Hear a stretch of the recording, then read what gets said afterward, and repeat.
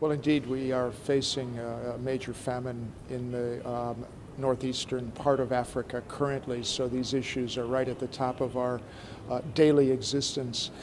Here at the Climate Change Conference, I think that what we've been able to emphasize is the gaining role of EverGreen Agriculture as a means of actually tackling these problems. And in our learning event here at the Agriculture and Rural Development Day, we just had the opportunity to analyze the impact of EverGreen Agriculture over millions of hectares of land in countries throughout Western, Eastern, and Southern Africa, and get feedback about how we can actually improve the effectiveness of campaigns to scale up EverGreen agriculture in many other countries. Basically, it is all about developing ways in which trees are integrated into the croplands of Africa.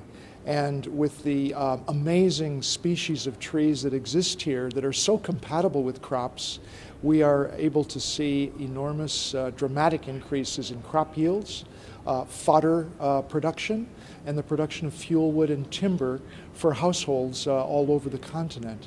And so we've been trying to really bring this to the fore because so many policymakers are totally unaware of the potential role of trees in adapting to climate change.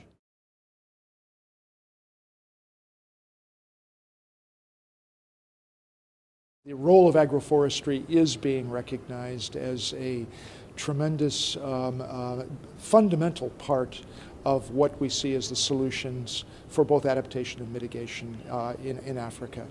And we've been very happy to see how the international organizations as well as governments are gearing up to support these efforts. And we're working in countries with governments all over the continent to actually take advantage of the many years of research that have developed solutions that farmers not only can use, but are using on millions of hectares of land. And it's our vision that we could reach now the most poor and desperately hungry people who are the rural farmers that cannot actually grow enough food for the entire year.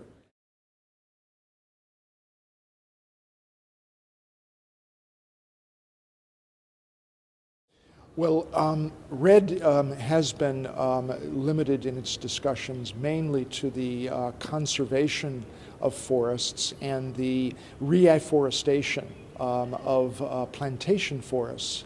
But indeed, this is only a part of the solution.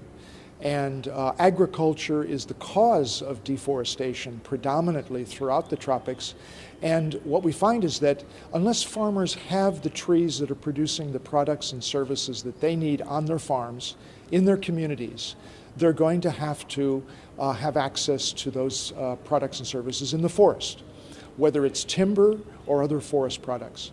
And so indeed, agroforestry, which is the growing of trees on farms, for the benefit of farm households, is a major way of deflecting deforestation.